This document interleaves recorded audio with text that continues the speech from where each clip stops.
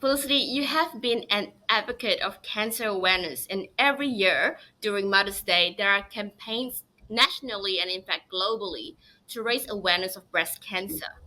Today, we're joining the conversation by shining a light on the link between breast cancer and obesity. What insights can you share with us? So, first of all, I think it's important to highlight that there are actually 13 known cancers that are linked to overweight and obesity that I'm completely aware of. There may be others, but when it comes to breast cancer, there is definitely a link that was established around 1976 between being overweight or morbidly obese and breast cancer. And it's to do with an increased level of estrogen in patients who are overweight.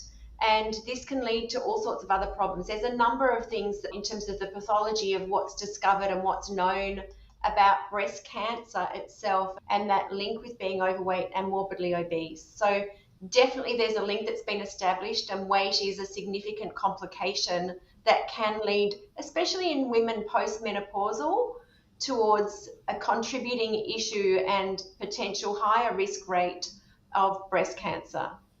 What's the most important message you would like to share with mothers on this Mother's Day who's probably going through breast cancer or any form of cancer? What's the most important thing you can say to them now? I think for people who do have a weight related issue that could potentially cause a greater risk for them down the line, that it's something to think about early. And prevention is always better than cure in any situation that we can put ourselves in a better place so that we're not at risk. That for me would be the best case scenario.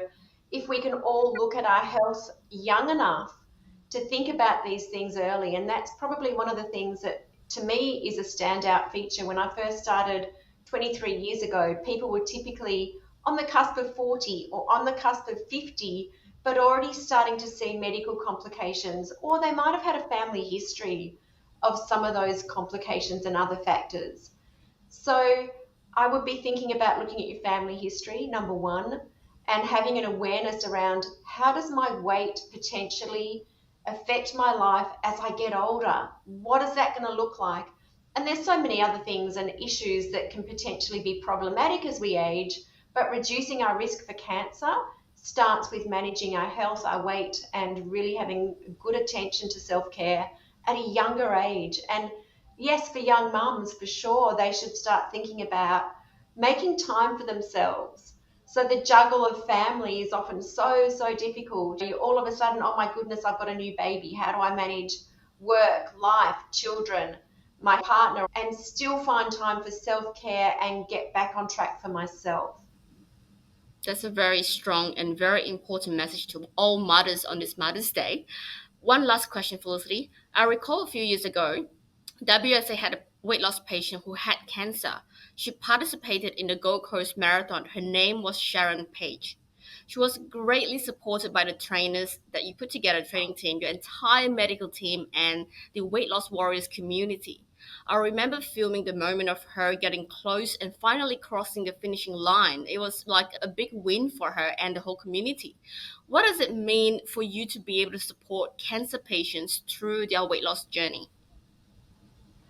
It's absolutely incredible. And I think for someone who's been down that journey of having been a cancer survivor or had a battle with cancer and then decided that they really want to get their life in order and manage their weight so that they can have a projection of a fabulous future, there's nothing better than helping those people. And definitely, I've had many breast cancer survivors over the years, some who've been through breast cancer and then a secondary cervical cancer, for example. I'll never forget one particular patient who came to us after that was her story.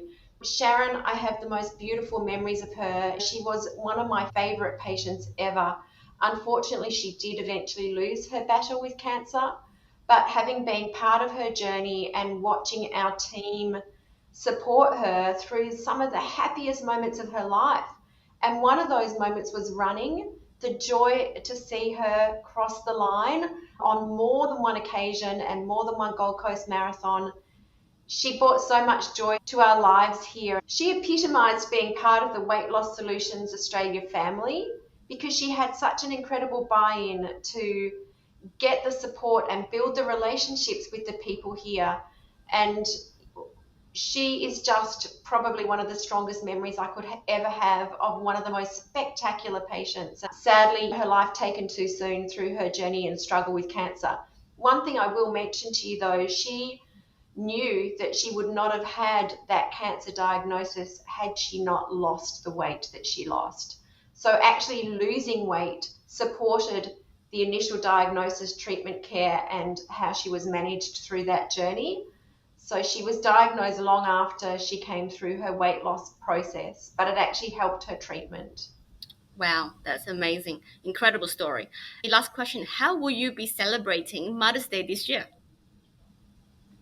That's a really good question. It's usually a day that I obsess over having my children close by, especially having adult children, connecting with them and enjoying and having fun.